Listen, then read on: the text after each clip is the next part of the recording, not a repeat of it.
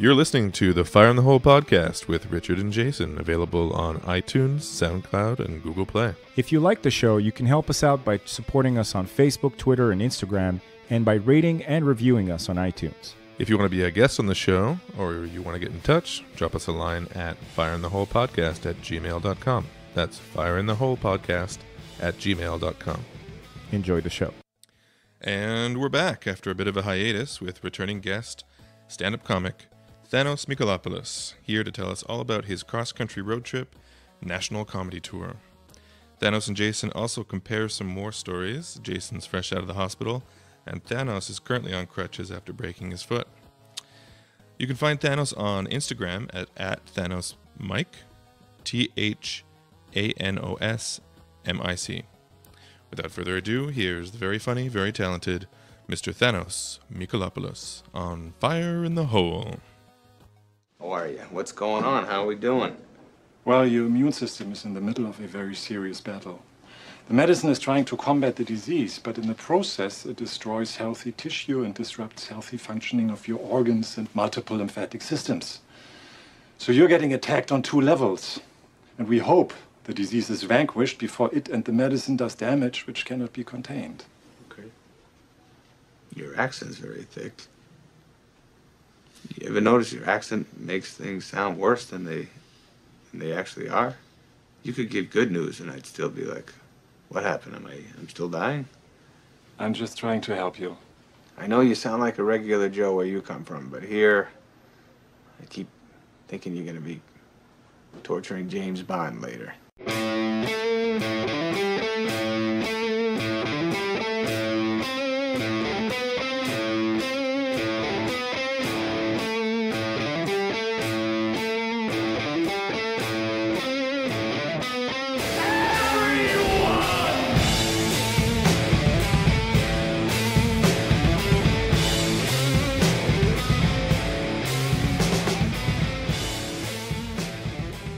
So yeah, the thing about being ill severely is that when people see you again, they don't really see the progress you made. What they see is how much shittier you look since the last time they saw you. I didn't want to say anything. Right? Yeah. So when they see you in the street, they're like, oh, snap, dude. What happened? You're like, I'm doing great. I'm, one day at a time. You know? Step by step, you know? Well, I kind of get it now with my foot when I broke it. Uh-huh. I don't know. I thought, for some reason, I didn't think that much would change. How did it happen exactly? I was at jiu-jitsu, and it was just a dumb thing. I was basically just rolled over my foot the wrong way. Wasn't even doing anything fancy. It was just something that I do all the time. I just rolled over it the wrong way, and it felt bad. Yeah. And Did you hear like a little crunch around? I didn't hear a crunch. And so the instructor was like, oh, it's probably not too bad. And then he gave me a couple things to do, like get up on the balls of my feet or something. I'm like, that hurts. He's like, oh, you should go sit down. Let's get you some ice. Right. Yeah, just walk it off. Walk it off. Yeah. Just walk it off. And I kind of did. I don't know. I try to push through pain too much sometimes. Yeah. So I basically went up 20 stairs, hobbled to the bus, got on the bus, went back home, took a shower, did some laundry, went to a comedy club, and everyone's staring at me like, what the fuck? Like, why are you walking like that? I'm like, I sprained my foot. And then my buddy afterwards, he's like, you know what, Thanos? Like, my girlfriend's still finishing her drink. Like, let me drive you to the emergency room. It's just down the street. It doesn't look good. We're going to have to cut your shoe off. Well, at that point, I didn't have any shoelaces on it. Like, I had to pull them off because my foot was so swollen. Jesus. Probably should have been my first indication. But I'm like, it's a sprain. Things swell with sprains. It's water. Right. Yeah. Hindsight's 20/20. Yeah. Okay, so at this point, yeah, your foot's bad. Yeah. And so, but it's just been so, it has changed my life. I mean, temporarily, I'll be able to walk again at some point, but it definitely has changed. One thing I never thought about is you can't, if I had a beer with me, if it's open, I can't walk with it. Right. It just doesn't work. Right. So it changes a bit of everything. Showering sucks. Oh yeah. I'm sitting down in the shower. And you can wear the boot in the shower? No, I take the boot off. Okay. Yeah. It's new technology apparently. Very cool. Yeah, so you can actually take the boot off, but I don't know. It's gonna be weird because sitting down to shower is the only reason it sucks is because my foot's broken, and I can't really I'm not as mobile as I used to be. Right. But I might just keep doing it after my foot's better. Like it's kind of fun. It's kind of fun, isn't it? That sounds amazing. I discovered the pleasures of sitting down in the shower too. Yeah. Over 3 weeks, as like when the whole hospital thing is a little bit different, you know, because you have you're like, I'm okay, I'm gonna be fine, and then like day 2 you're like, no, I think I'm gonna need some help, and then you're like, okay, they're cutting me out of my clothes, I'm going into the gown, okay, it's gonna take a while, I'm probably gonna need some underwear and some t-shirts, you know, call the family members, and at some point you're like, okay, my dignity.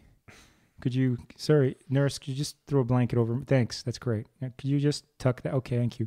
Then like day 4, you're like, you got like, your balls are hanging off the side of the bed. You don't know where you are. You're maybe dressed, not dressed. You don't know which examination room you're in. Your dignity's out the window.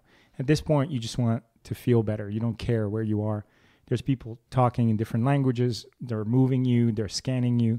It's just a nightmare. You just lose yourself in this place that smells like, you know, disinfectant and with like other old people yelling in the hallways and stuff.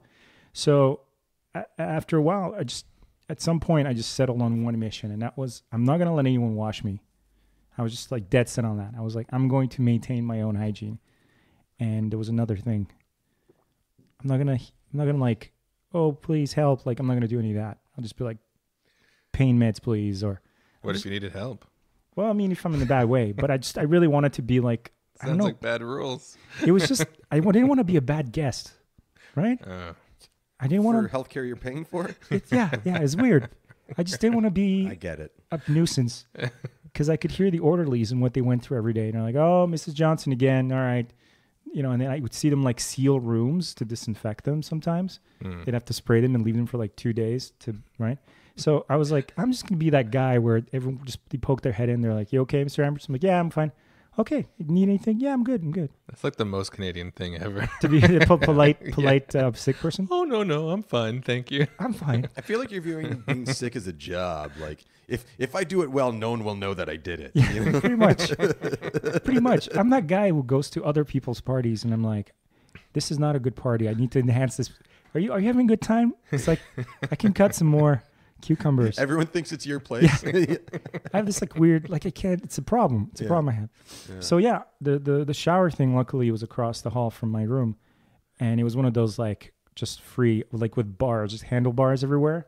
And then day 1, I'm like barely, like my legs are shaking, but I'm like, fuck you, I'm going to take the shower myself. I clean myself.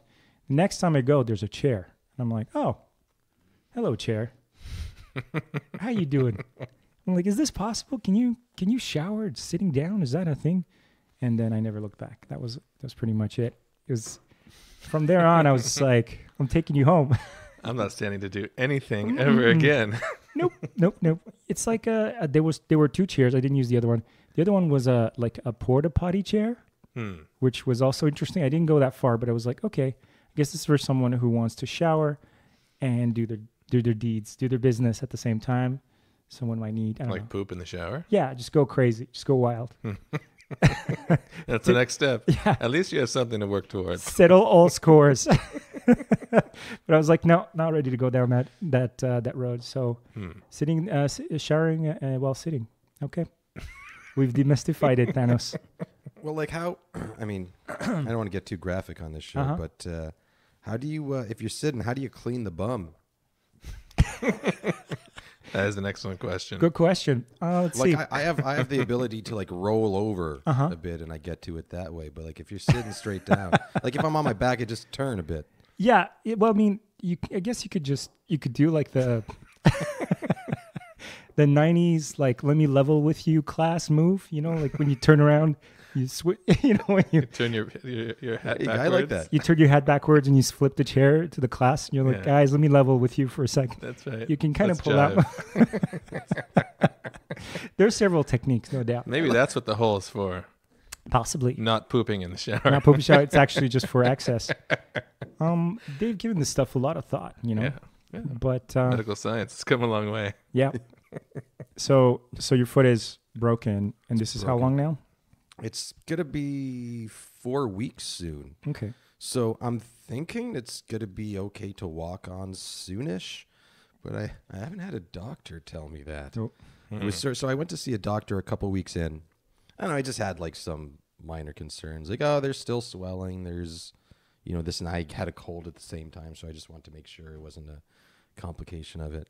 And whenever I sat down with the doctor, and he's like, okay, here's what we're gonna do. We're gonna get the X-ray. We're gonna get the notes from the emergency room, and then I'm gonna see if we need like a osteopath to get involved with this at all. If the doctor at the ER said it was stable, she's probably right. But let's have a look at it. And they just haven't gotten the chart back yet. So I think they had to remind the ER. I called like after a week, and they're like, "Yeah, we'll send them another fax." Like a fax. Also the second most Canadian thing ever. Also very Canadian. Yeah. So the swelling is basically gone in my foot, and I can kind of put like a little pressure on it. I don't want to push it. Like I would rather just not walk longer. Sure. Than just like try to be a hero and like hear a snap or something, Sure. It doesn't make any sense. No, you don't want to start that over. No. Did they give any pain meds or? They gave me a couple of Tylenol 3s at the beginning. I think I took like 2 or 3 of them. I mean, it never really hurt that much. I mean, it never hurts unless I walk on it. Like they tried to send me out of the ER without crutches. They're like, here's your walking cast. Like you should be able to walk on it. And I try to step. I'm like, this isn't going to work at all. They're like, well, we can give you pain meds. I'm like, I don't know what kind of pain meds will deal with this. Like, this is just bad. Yeah, seriously. So I took T3s for a couple days. And, those are pretty sweet. Yeah. But pain meds instead of crutches seems like a really bad idea. I just don't understand. Just so you don't feel the damage you're continuously doing to your foot. Exactly. Yeah, your shin is like coming out through your knees, and you're just like, I'm fine. Yeah. There's like new. You're like you're like stamping at it. Look. You're like, stop. Your kneecap is coming out. Yeah, I don't know. The whole hospital release thing is a whole thing. The whole admitted thing is a whole thing. Getting admitted, getting from the emergency to an actual bed. There's several comedy routines in there. There's some weird stuff that happened to me there. I remember they put me in like a wheelchair off the bat because I wasn't walking so well. So they're like, yeah, this is going to take too long. I'm just going to push you around. And then when I was just waiting in the waiting room, which was great because they had my foot sticking out in front of like where everyone was walking past. So I was just like paranoid the whole time. Someone's gonna knock into my foot. But then this other nurse came up to me and she starts asking me questions. I guess just to kind of make sure it's me and just assess the situation or something. And she actually asked me at one point, she's like, where did the accident occur? And I said, oh, it's in a martial arts gym. And she said, an arts gym? And I'm like, yeah, I hurt my foot painting. It's really extreme vernissage. Yeah. I shot myself in the foot. Even if that's what you heard, like, you have to know that's not what I said. That can't be right. Yeah, So. think that over a little bit. Just you know, work that through. Yeah, think it through. Art, does that sound like? No. Ask again. And then I did get kicked out of the wheelchair at one point. The nurse who wheeled me back from radiology, she said, okay, so let's find your seat. And I'd been sitting in this one seat before, so I assume that's my seat. And she drops me off at another seat. And then I'm like, well, actually, I was back there before. And she's like, well, would you prefer to be back there? Because the doctor says that you're supposed to be here. I'm like, how is this my choice? You tell me where to I'm not running things here. Like, what are you doing? And then she's like, okay, yeah, so I'm like, do you want to move the chair so get the wheelchair in there? She's like, oh, no, I'm taking the wheelchair. I'm like, oh, okay. She's like, yeah, well, it's ours. I'm like, yeah, there's no transaction when I walked into the ER that I thought I bought a wheelchair. It's really political. And the worst wheelchair, too. Like, it's not like a high-tech wheelchair. Yeah. No, if I sit in it, I own it. This is mine now. Finders, keepers. Yeah, type exactly. The chairs, Over my cold, dead body. the chair stretcher thing in the hospital, deep political game. Like, It's limited, right? It's limited, but it's just every department has their own, and it can get really confusing. And I had one particularly fun ride where they took me down for some tests, and I guess the only one they could find had a little like flag on it, like it was like printed to the department, and it was an oncology one, right? So I like sit in it, and they put the blanket over me, and then the whole time the dude's rolling me through the hospital, everyone's giving me these like, hang in there, champion. Don't stop fighting. Kind of looks, everybody. Exactly. Everybody's giving me like the, don't give up now. You're a brave little warrior. You're a brave little warrior. He still got all his hair. You know, like I'm getting all those looks. Oh. And even the orderly got confused, and he rolled me into the oncology like ward, which by the way looked like the Enterprise. It was completely isolated from the rest of the hospital, and it's like just like sliding doors, ultra quiet. Everybody's just super pleasant and really like well mannered, and obviously like they don't let just anyone work there because it's such a specific thing. And then like 6 nurses turn around with a big smile, like, "Hey, buddy, champ, hey," and one of them's like, "I don't think he's one of ours," and he's like, "I checked the chart, man." And the guy like checks the chart, he's like, "Oh no, man, he's going to X-ray. Sorry." Turns around, wheels me out. It was really, really special. Take it back. Fuck you. Everyone's pissed at you now. Everyone's like, "Son of a bitch, he's gonna make it." And the whole time I'm looking at the order, like, can we take that fucking oncology sign down from the chair? Could you turn it down? Can this just be a regular wheelchair? He's like, "Sorry, man, it's not ours. They just got blah blah blah." I'm like, "All right, cool." Well, some people are really nice to you when you're sick. It's almost surprising. Yeah. And when I expect sort of, like if I saw someone on crutches before in a wheelchair, you sort of give them the space they need to do what they need to do in the time that it takes them to do it.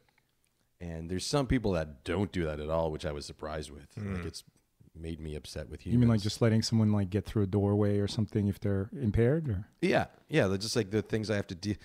As a guy who's temporarily disabled, the things I have to deal with.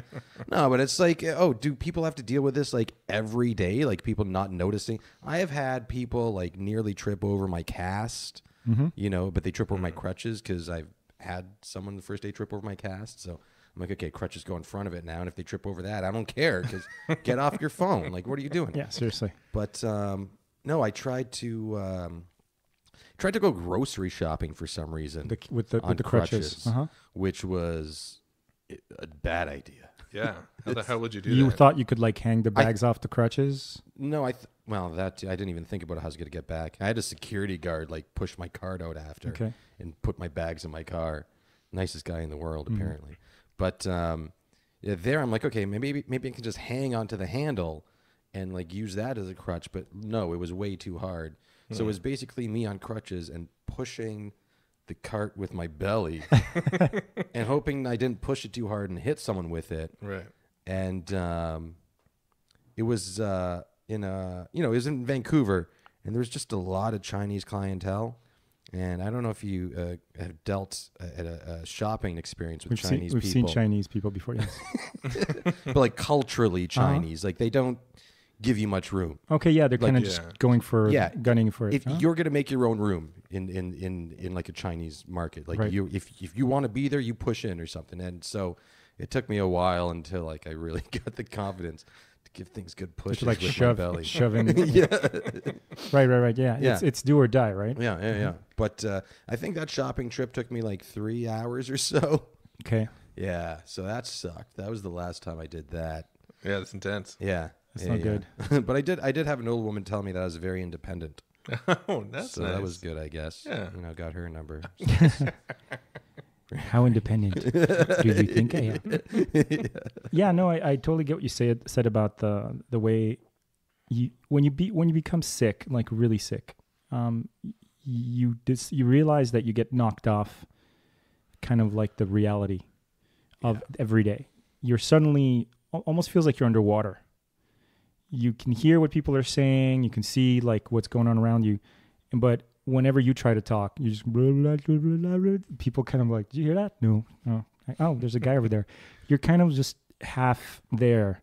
Are you describing being a ghost? Sort of. Yeah. Yeah, that's not a bad comparison. I knew you were joking, but it is relevant. You're kind of there. You kind of appear. People kind of see you, but then they go back to their conversations. And then... Just the wind. Just the wind. Oh, if you're seeing dead people, this might be a problem. Okay. But like when you go for your little constitutional, right? When you like force yourself to walk out of your hospital bed and like go for a walk, there'll be the people visiting their relatives and stuff, and then they kind of come in with this outside wind and the strut that they have and the energy, and you're like, okay, this is a person going on about their day, and I'm clearly out of sync with everything, and they just kind of walk by you and they're like, oh, sick person, okay. And you just realize, you look outside, cars are rolling, people are going in and out of office buildings, and you're just standing there with your Jello, and you realize that you're completely off the clock, like you're disconnected from everything, and just attended to constantly by people who are like, which one of your meds do you want? Do you want some of your meds? No. Okay, life signs. We're going to take your life signs. Okay. All right. Do you want to lie down? You walk? Okay. Just fielding questions. Then your relatives come in and drive you a little crazy. It's just such a strange way to live, Yeah. And then when you finally stick your head out of the hospital and you're standing outside waiting for like your pickup or whatever, people are walking by with their kids, whatever. You're like, oh yeah, I need to get back and do this shit again. I have to like go pick up my mail, and you're just sort of standing there, and the noises and the smells and everything is it's kind of like you've been incarcerated, And then you get the people who are very, very helpful and kind of like, okay, clearly this guy just got out, or he's not 100%. Other people are like, out of the way, fucker. Like welcome back. Yeah. Boop, boop, boop, boop. Fuck out of the way. Like that's the other type of treatment. I don't know which one I prefer, really. Because, when people treat you normal, you're kind of like, okay, if you can just pretend, they won't notice that you look weird or you're down, You'll just be like, yeah, fuck you too. Okay. Yeah, because you had something that wasn't so visible once you got out, right?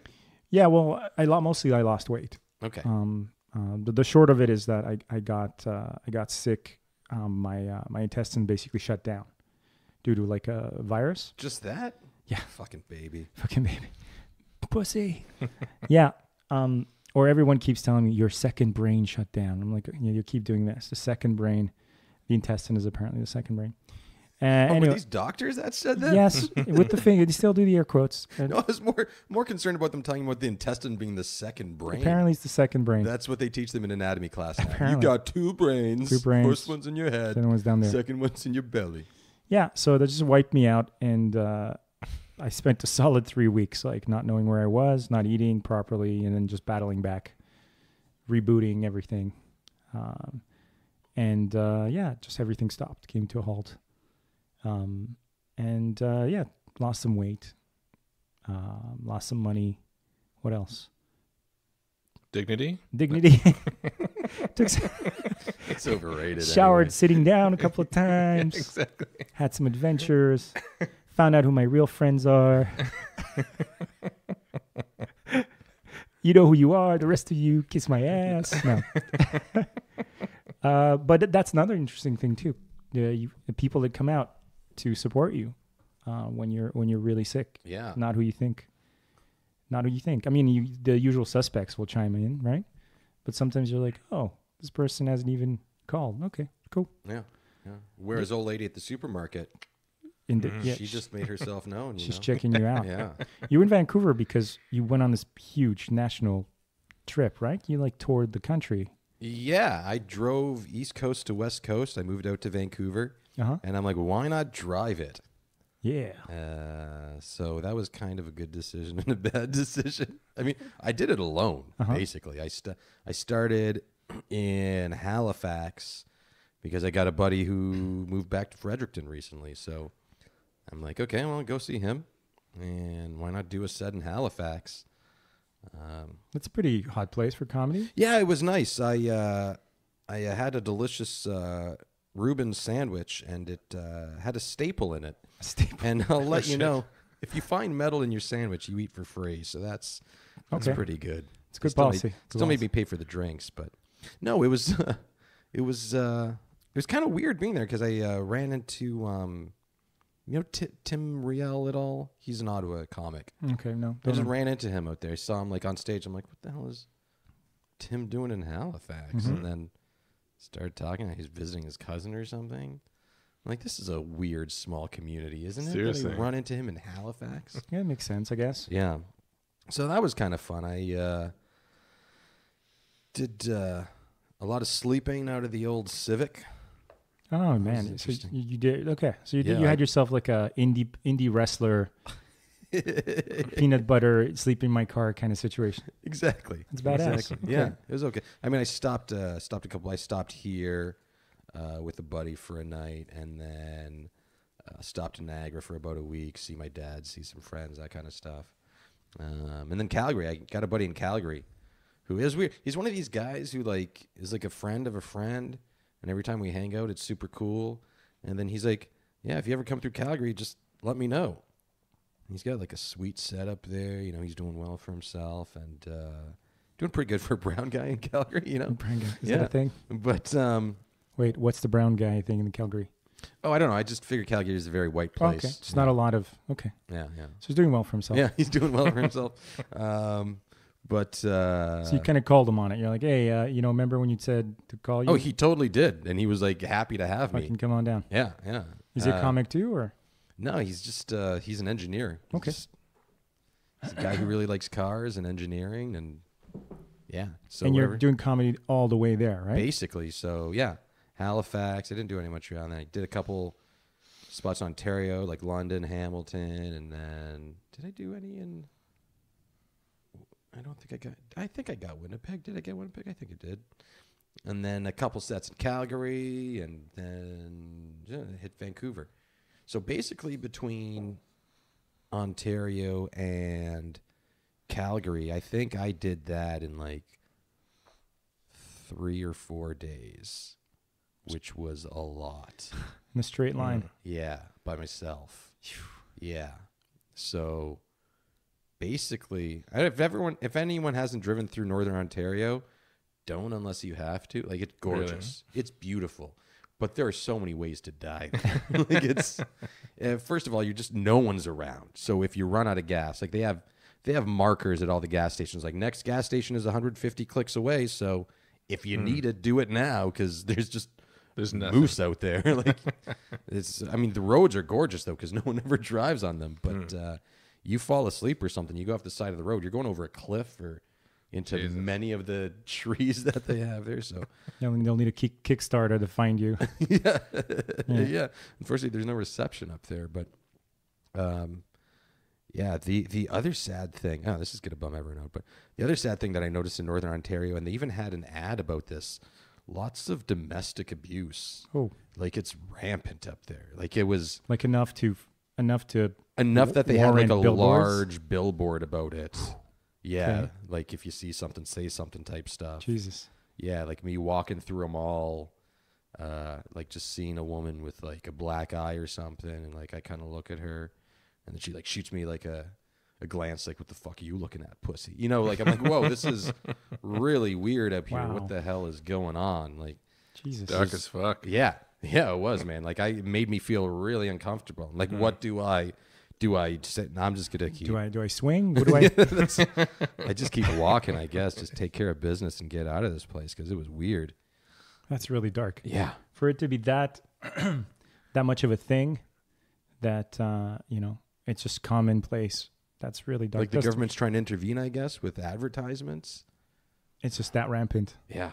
Jesus. Yeah. Like, I thought it was just me seeing like a couple of women that just happened to have bruises, but after the billboard, I'm like, oh no, this was like a sample population. This is freaking me out. Can't.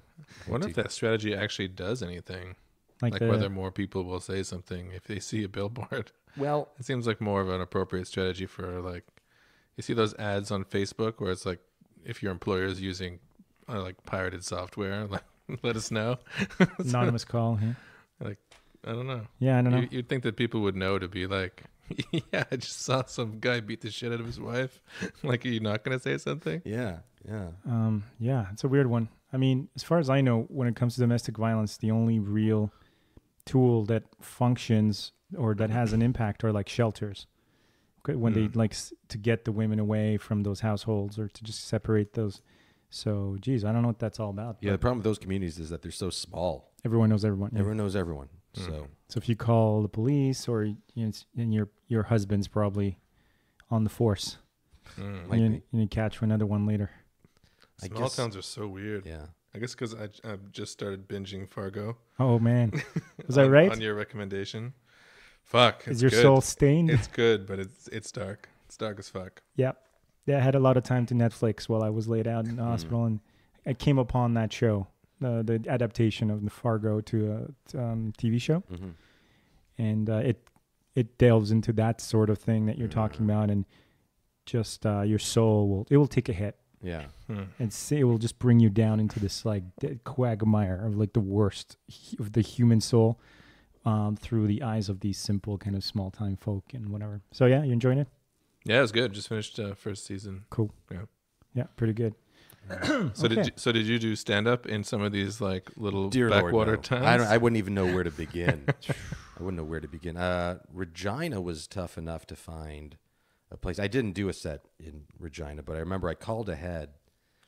Some guy on some Facebook group said, "Oh, try this number."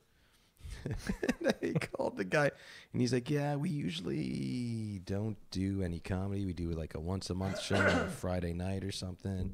And I think I was gonna be going through there on a Wednesday or Thursday.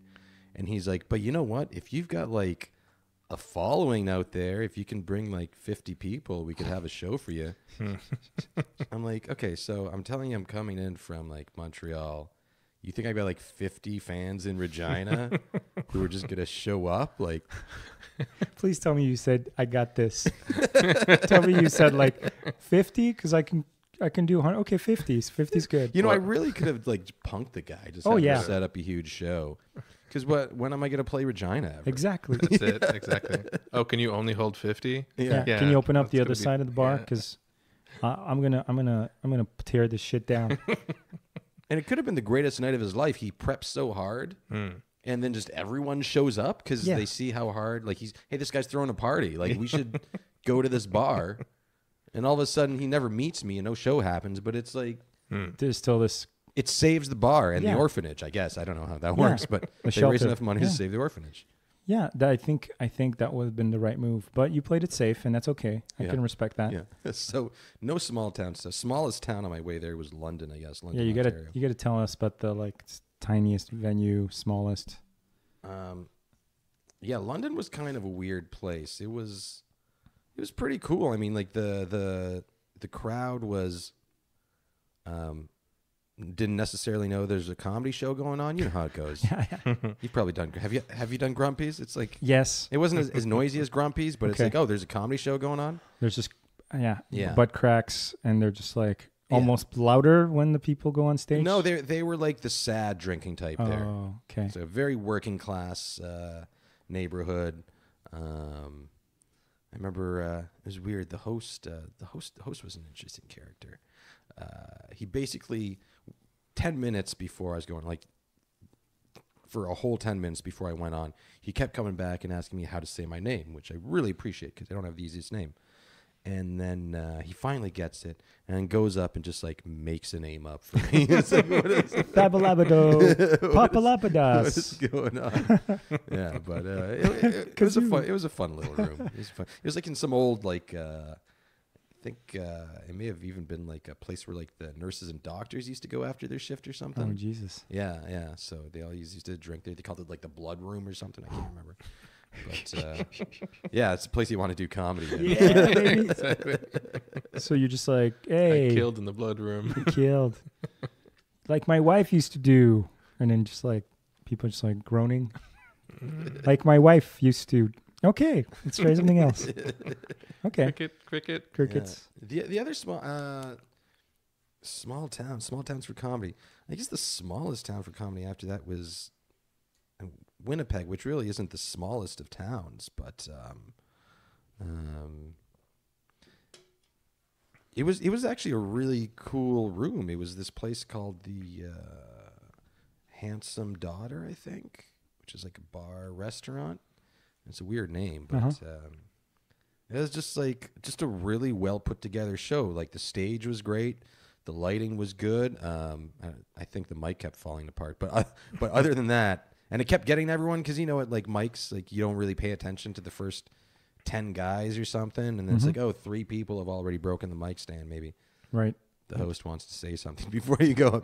But in general, it was like a really good, like the audience was really good. They were all there. There were people of a whole bunch of levels there and everything. And yeah, that was, I was actually, I know Winnipeg has a comedy festival, but I was like surprised by the level of that.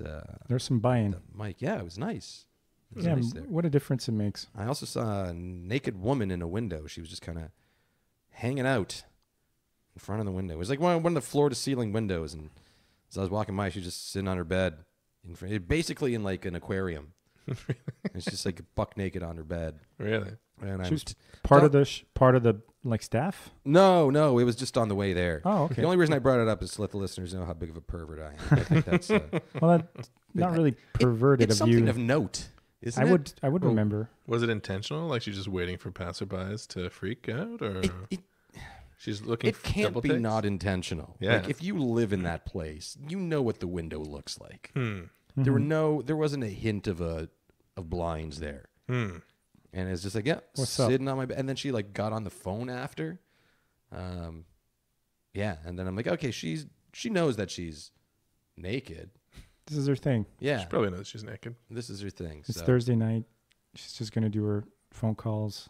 Yeah, Or she's an exhibitionist. maybe, perhaps. Yeah. maybe. And also the cheapest gas I saw in all of Canada. So Really? good on you, Winnipeg. Winnipeg, yeah. Yeah. And of Sounds course, like a I didn't pretty wait great until I place. got out of town to pump up, and by that time it was like 10 cents more. But That's pretty cool. that I got ripped off on gas. That it was cheap. Yeah, Not that you didn't it was get- the same price all over town too, like one price for the entire town. That's so weird. Yeah, I've never seen that anywhere. How do they choose that? It's probably mandated to some degree. It's all coming out of the same pipe. Maybe. It's a duff thing. There's none of this like, all right, Jimmy, fill out these things and that one and tell them the price. It's just like, hey guys, they throw the switch and everybody just fucking gives you gas. You know what I mean? I don't know how this works. I at don't all. know how it works either. I'm just That gonna doesn't sound like the way it works. It could be. But it's true that it does have holes in it. A couple. I knew a guy that had a gas tank under his house. That was pretty badass. This is out in Europe, and we went to his summer house, and then he had a garage in the back as well, where his sons like they rebuild cars for fun, and so we stopped and we eat, and we're like, okay, we should go to the beach. He's like, cool, just get a tank. And we're like, where's the gas station? Oh, no, it's just right here. And he just goes around the house and pulls out like this hose and starts filling up his car. And I'm like, it's like, what's going on? And he's like, yeah, I got a couple of years ago. I just got a tank put in and fuck it, it's cheaper. I just buy it by the whatever quantities. Yeah. And that was pretty cool. That's the end of that story. There's not much more to it. I just thought that I was don't think pretty you cool. can do that here. Probably not You safe. probably pay a lot more in insurance. Are you on top of any sort of kindling? Yeah. Exactly. Yeah, that probably wouldn't work out too well here. Yeah. Especially with the way, construction is in this town. And that's why Code Air had to go, right? That's right. Yeah, wouldn't let us The have fuck gas yeah. tanks under our houses. Yeah. That was the weirdest thing about being, again, in the hospital, was just having the only pipeline to the outside was my phone. And the only news I kept getting was sexual misconduct in Hollywood, like just nonstop, back to back, like Scandal. That's not just you. That's all of us. Is that everybody was Yeah. getting? Mhm. Okay. We've been bombarded with that shit. There'd be like a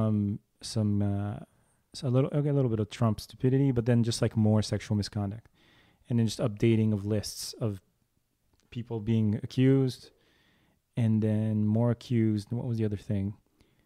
Something going on in Spain, people trying to secede in Spain, Catalan. Yeah, the Catalonians, yeah. Yeah. Mhm. And then, hey, new mayor S. There's a mayor S now, and the old mayor's gone. And I'm like, okay, is that a good thing, bad thing? I don't know. Was that a big deal? Was I there any- don't live here anymore. Was there any hoopla about it? Everybody was talking about it. Well, I don't know. Like, there's a lot of people who don't like Coder, Mm-hmm. so it was big to those people. Okay. I don't think anybody was like super into the new mayoress, other than the fact it was like a progressive thing to put a lady in there. But Okay. I think it was mostly driven by like hatred of Coder. Okay. because he was like, fuck you for the pit bulls, and there's a bunch of construction, and people forgot that like we signed on for like 5 years of construction hell. And what was the other thing? Oh, Formula E. People were pissed off about Formula E. Yeah, they didn't work I out. just found out about that. Yeah. It's a good idea, but maybe don't go for that large an event for your first thing. Uh-huh. Maybe have it on like a smaller scale. Yeah. Yeah, it was a total failure. And he's got a bit of like fuck you guys, we're doing this Right. anyways. You know, He's trying to be a swag. He's a bit of a mobster kind of. Yeah, he seems like a mobster kind of guy, but that seems like the appropriate type of person you would need to deal with a level of corruption in Montreal. Yeah. That was like the funniest thing I saw after she got elected. It was like I think it was like the Beaverton or some shit, and the article was like Montreal concerned that new mayor has zero experience in corruption or something like that. That would be a drawback. Yeah, seriously. Yeah. If you don't know how to do that whole like, meh, Right. we're going to dig up this tunnel, you see? You're going to like it. Meh. Like that kind of. Yeah, I wasn't. I didn't really care that much, honestly. I didn't mind Coderre. I thought he did some pretty cool shit for the city and put us back on the map. This new lady with her pink line. You see the pink line? Oh, yeah. She She wants to build a metro station that goes from Montreal North to Lachine. or something. I don't think anyone wants to go to Montreal North from Lachine or vice versa. On a pink line. Yeah, exactly. Right. And we have this like huge mega train thing that's coming in the next couple of years. Like, why the fuck do we need to dig another metro? And bring in another 100,000 people Monday morning Exactly. to shut down our feeble transportation lines. Yeah, exactly. So whatever. Okay. It is what it is. So Some people cared. some people cared. Yeah. I imagine I was not one of them. Right. Wasn't all there. So how long did this whole thing last? This whole The trip? trip? Yeah. The trip took me about, with the stops from Halifax to Vancouver, was like 3 weeks. Okay. Yeah. So, yeah, there's a lot of driving. Put some mileage on that motherfucker. Yeah. A few days in Calgary for the Stampede. That was pretty cool. Oh, yeah? Yeah. Oh, nice. It was one of these weird things where, like, I don't know if you guys ever watched rodeo as a kid. I might have I seen loved the rodeo. it like on when TV. I was right? a kid. Oh, we're And, talking about a show or just the sport? the sport. Okay. Yeah, whatever CBC would have. Sure. It. And, it's probably just a bunch of highlights from the Calgary Stampede or something. But, Right. Probably. but yeah, I finally got to go and like see a rodeo Nice. and like guys trying to ride bulls. And I'm like, oh, what I do isn't so stupid. Like that is Nuts. ridiculous. Like I think there were like 3 guys that stayed on a bull. It was nuts. Like, what are you doing? This thing wants to kill you. Seriously. Yeah, and then I don't know if you know it. Like, I don't know how. Do you know how they get these things angry? No. Because the bulls don't just buck. So basically, they take a belt and they tie it around its balls. Are you serious? Yeah, and they tie it tight, and then I think they also have their spurs, which they dig into the bull, Oh. and then I don't know. They probably Into his balls? no, the spurs are on the side and like the ribs. And then, yeah, you have to pay for that. Yeah. But yeah, and then after, I don't know, they say mean things too. I don't know what bulls react to. Disparaging remarks. Yeah, but then it comes out, and you see some of the clowns sometimes.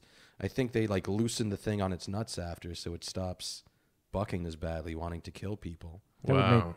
That's the part of rodeo that's always fascinated me. Those fucking clowns My God, who those guys cannot are be incredible. getting enough money for what they're doing.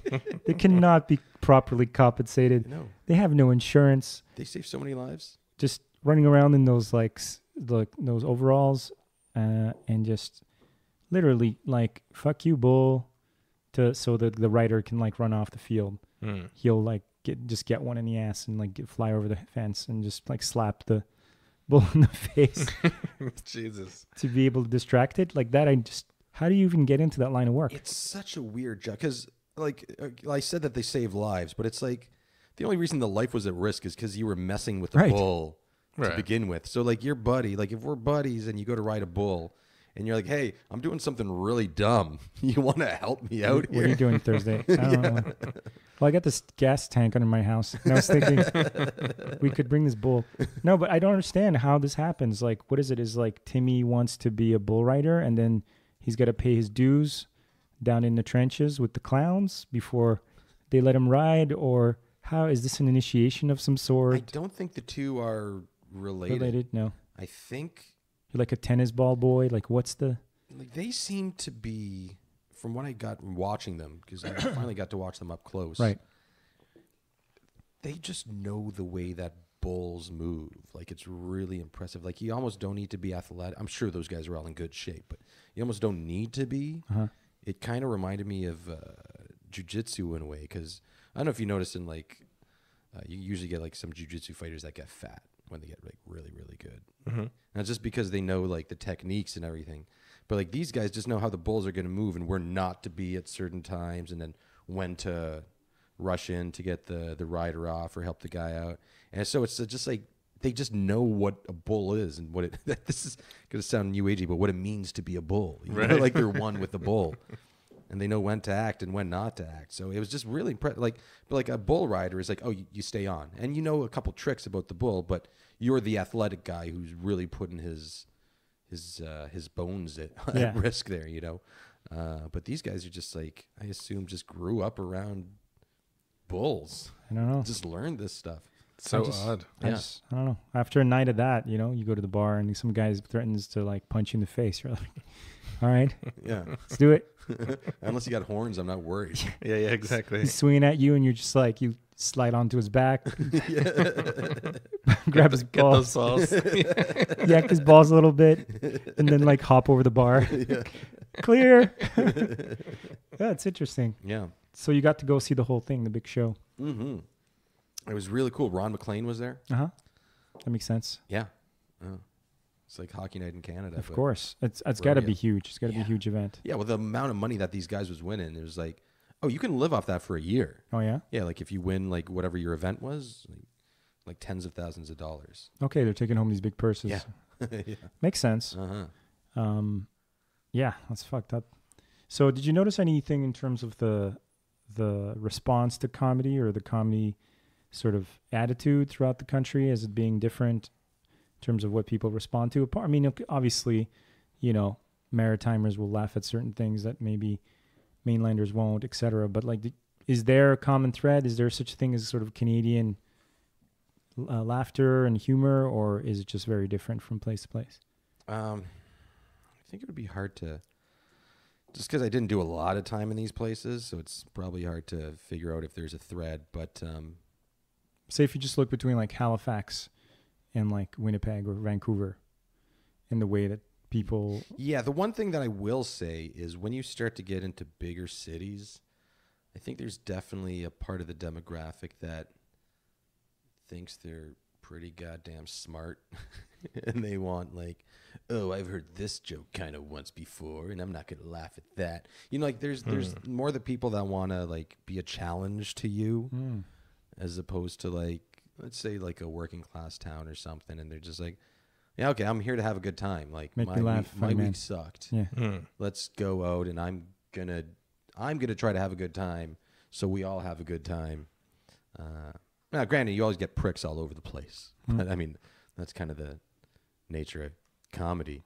But yeah. Or dealing with people in general. Yeah. Yeah, that's true. But yeah, but I kind of like smaller places better, even if they don't get the joke. They're kind of not dicks about it. And I think smaller places too would probably be the last place to complain about a joke.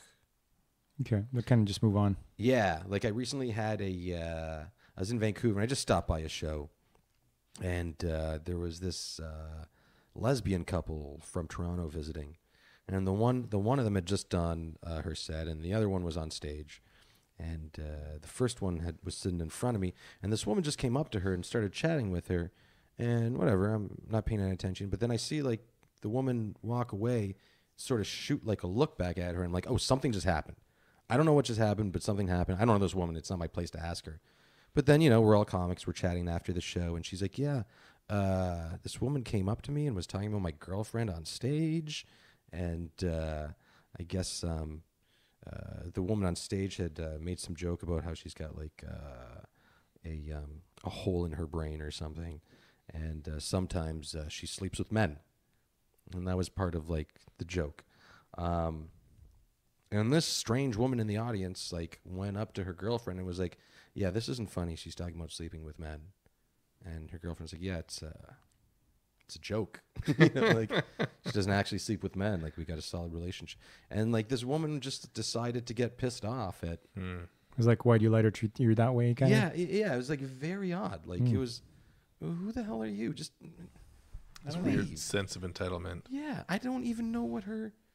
People misinterpret just social situations all the time. they just. I feel that's what it is. It's either a lack of knowing what's happening, or they maybe think they're in a movie scene or some sort of cliche that they've seen, and they're like, oh, okay, I guess I'm supposed to go and do this now and stop traffic, and you can tell on their faces too, because when you stop them, you're like, what are you doing? Like everything's fine. They just they're scared. They're just looking at you. They're like, shut up. I need to complete this side mission. Yeah. Oh, no. I was told that my opinion matters more than it does. So I'm just going to continue keep going sharing it with everyone. Well, I'm wondering if she's just like, if she's really by the book in terms of she sees a couple of women and they're clearly being affectionate with one each other and she thinks lesbians. All right, these two are lesbians.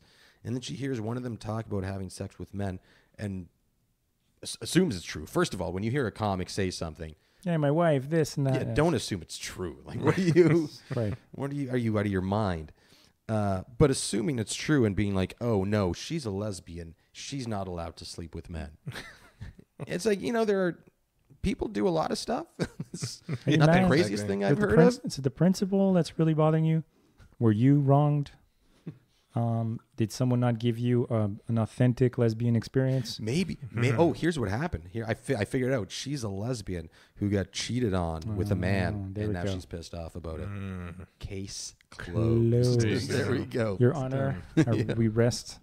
I don't want those people at comedy shows, though. They clearly aren't anywhere to have a laugh. Well, it's a strange environment, Anyone can walk into that bar. Mm-hmm. Anyone can sit down, and alcohol draws a variety of people with a variety of needs. Everything from like, I'm going to take this girl out here. All right, you want to stop here for a drink? To the guy who's like, God damn it, I lost my job. You name it. And they just kind of file in and they decide, depending on where they're sitting, you can kind of see their level of buy-in, And then you're going to get any variety of comics talking about any variety of daily life situation. Like, oh, my fucking rent. Oh my God, if I have to pay my rent. And like, it hits a chord somewhere. Those heckler videos on YouTube are pretty funny, though. Which ones? Where like the comic is just destroying like these supercuts? The heckler. Yeah, like everybody just kind of puts them out. And this thing, like, ever since Trump got elected, and of course it's like it's such a juicy topic, particularly when he first got elected or he first came on the scene, that like people would shit all over Trump, and then people in the audience are kind of like, boo, just like booing. Oh, like, you got elected, get over it, yeah, kind of thing. Yeah, exactly. It's weird. Such a weird phenomenon. Yeah, I guess that's the other thing. You got to be politically not maybe neutral, but have a little bit of material on both sides. Yeah, it's a thing in the States. Or like Black Lives Matter stuff and like police stuff. You have policemen in the audience, and then somebody makes like a joke about that, and then like, I'm a police officer, or my dad is a police officer. Shit. And like the outrage culture stuff is starting to creep its way into the comedy clubs. Jesus. I don't think we have that much of that here, but in the States, I think could be getting pretty bad. Degree. Well, if you're in a small town, I'm guessing you got to cool the like redneck shit a little bit. Yeah, I suppose. Maybe just a little bit, make fun of city folk a little bit, and not be like super fancy. I don't know. I'm just guessing. If you start like shitting on petroleum and, I don't know, cow pastures, people be like, hey, it's my way of life. What the fuck? Do you have like politically outraged people like objecting to jokes that are clearly jokes? Yeah, it hasn't been for a while, but there has been.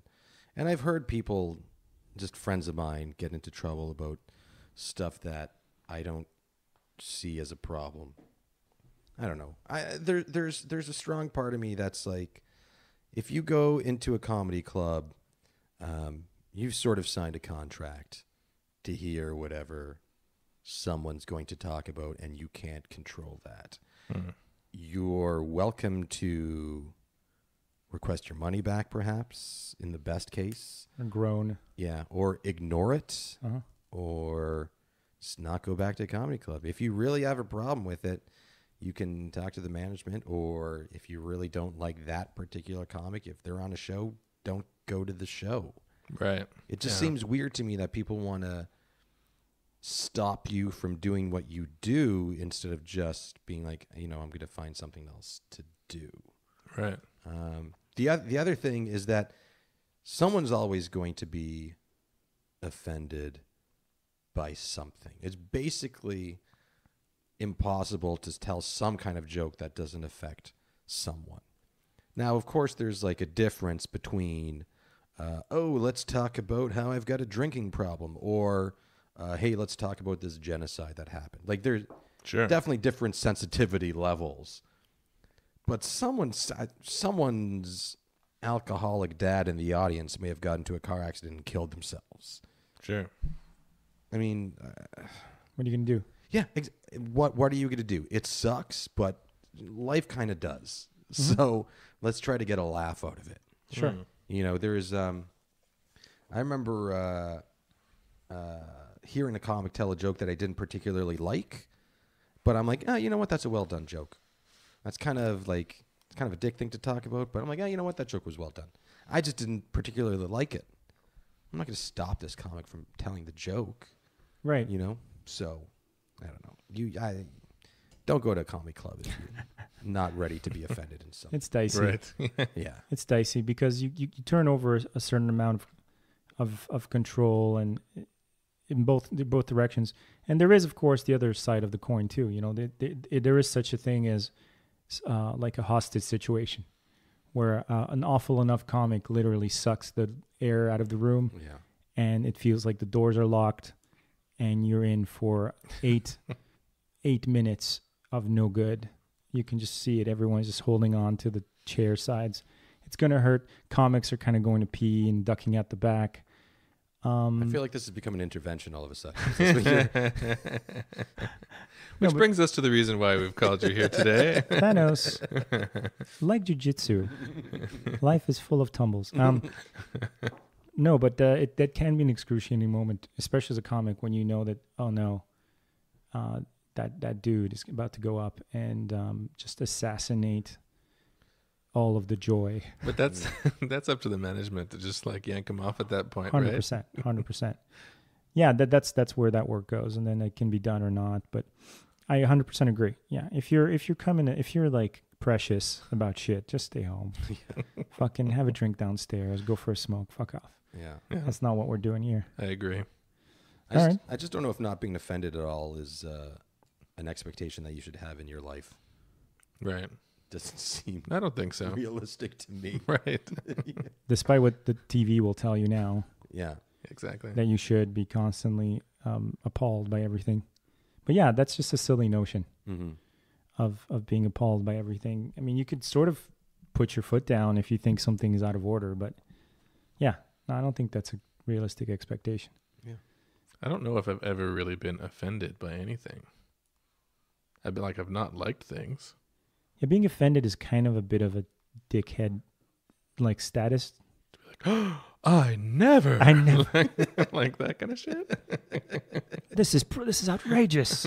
How dare you? Yeah, the Downton Abbey shit. Yeah. You will stop this at once. Exactly. I'd be like, you're a bit of a dick, but I'm gonna go over there. Exactly. Yeah. I'm gonna go over there. Yeah. Or stop. Can you stop? I don't like what you're doing. Stop. I feel like offense is unaddressed, like protest, Somebody's doing some shit you don't like, and you didn't tell them like that's enough. You kind of just like didn't want to have the confrontation, and then the situation either ended or they left, you left, and you're like, I don't like what happened back there. I don't think I'm going back. I was offended. How dare you? Yeah, it's true. There's something to that whole taking offense, glove in the face kind of. It's a bit strange. It's a bit precious. I don't like it either. And just tell people, no, I don't like this, or stop, or go away. No, that's it. Anyway. So how are you enjoying living in Vancouver? It's pretty good.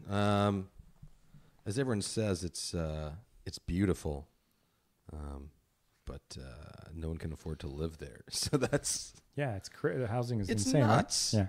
It's nuts. I'm staying in an Airbnb right now just because the vacancy levels are so low. They're like less than 1% there for rentals. Jesus. So you see something go on the market and it's like you call and they're like, yeah, this place is gone already. I'm like, okay. Or it's just like a dump or it's like way out in the burbs or something. So you kind of got to, I mean, roommates are just essential unless you're loaded. Right.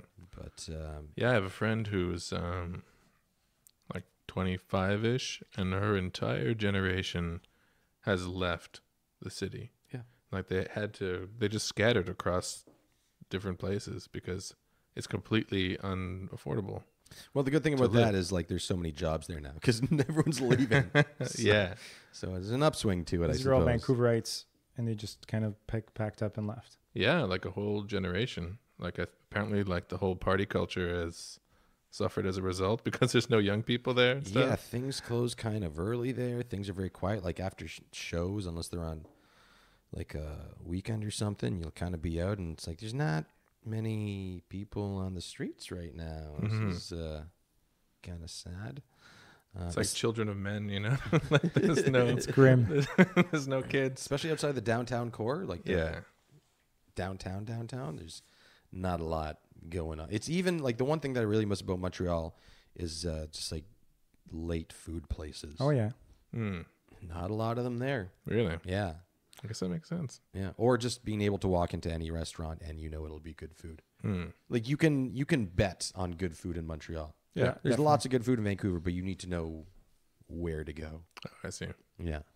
There's none of this. Let's get a kebab in this little. Arab Side door. food isn't as strong there. They do a lot of donair stuff there, which I've never known the difference between like Pseudo Greek kind of. donair and a euro and I don't know what else there is. Shish taouk. But I mean, if you're looking for sushi or Chinese food or Thai food, like It's you on. can't go wrong. Really, So it's ramen. pretty incredible. Oh, so many good places there. That must be good. Yeah. Yeah. But it'd be nice to find a good eggs Benedict. That's all I'm saying. What made you stay out there? Like, what are you looking for? Oh, the comedy scene, man. Is it hot? Yeah. Yeah, so good there. There's so many, just like the biggest difference I know is between here and Vancouver is in Montreal, like, you got like the pros, like your Joey Elias's and your guys like that. And then there's sort of like a big drop off between like the next level of guys.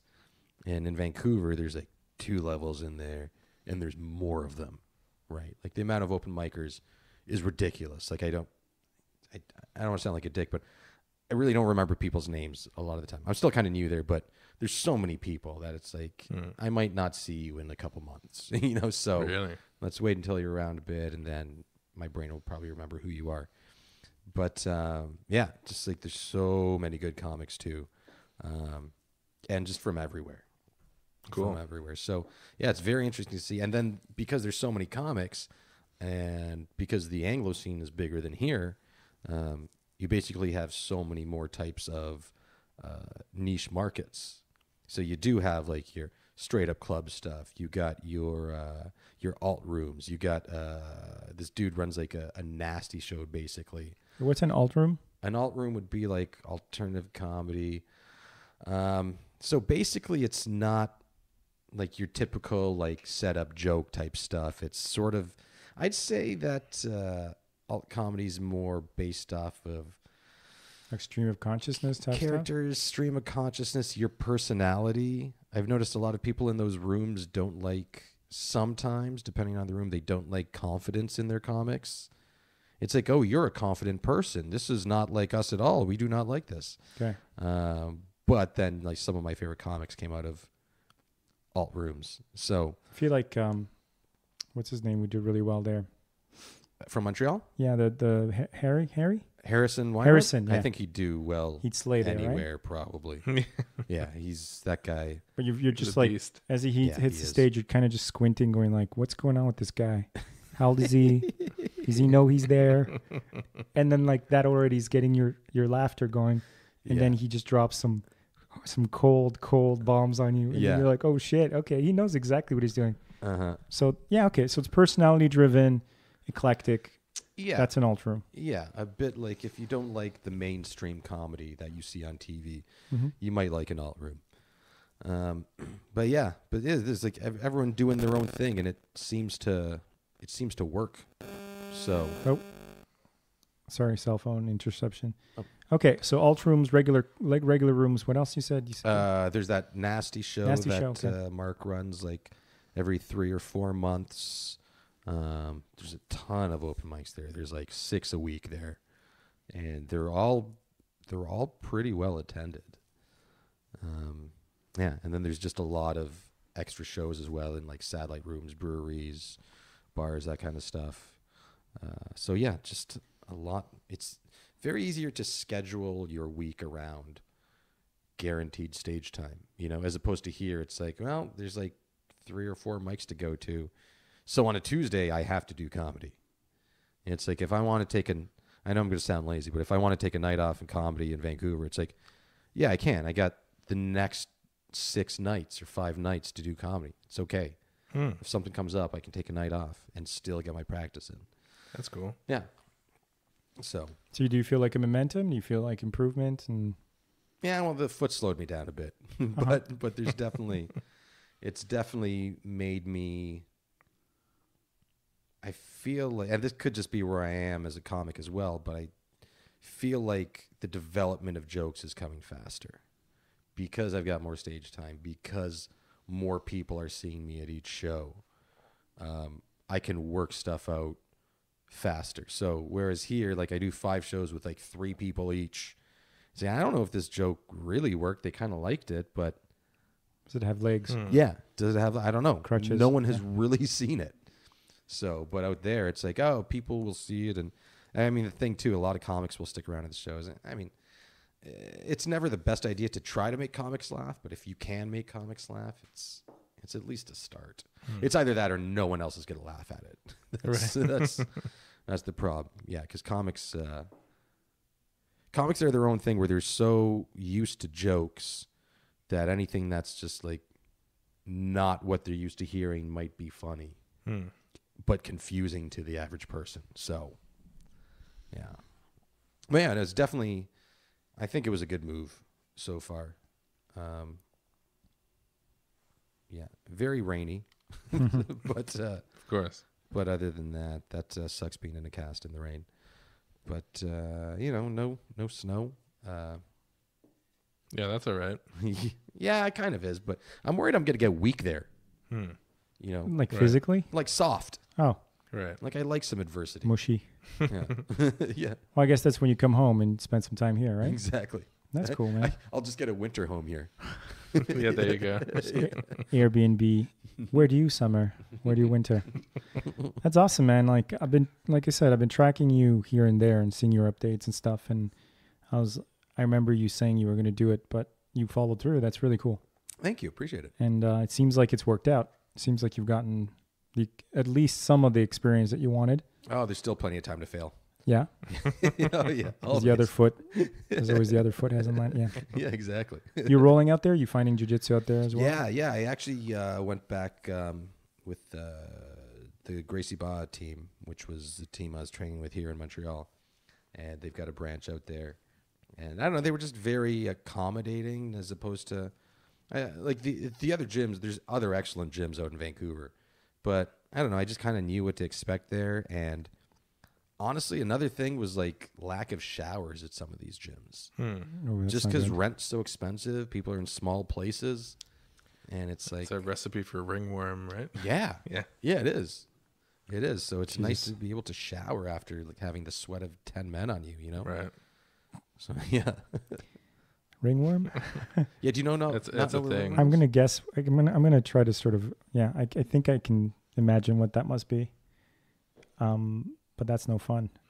Apparently, it can get really serious as a condition.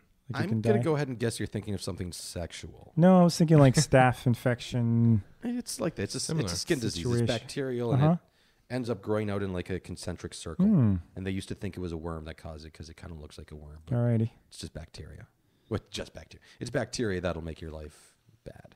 So Yeah, it can get pretty serious, and it lives in the mats and stuff. So if you don't, Oh, yeah. so if you roll and then you don't shower right after, then you get it. okay, Apparently, so God willing. God willing. Yeah. This is good. I don't want to jujitsu now. just make sure you shower. You'll be Yeah. fine. Okay, Yeah. Yeah. all right. Just- After you have the sweat of 10 men on you. The sweat of 10 men. That's what did it for the sweat of 10 men.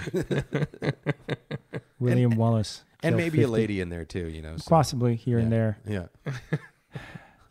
That sounds awesome, man.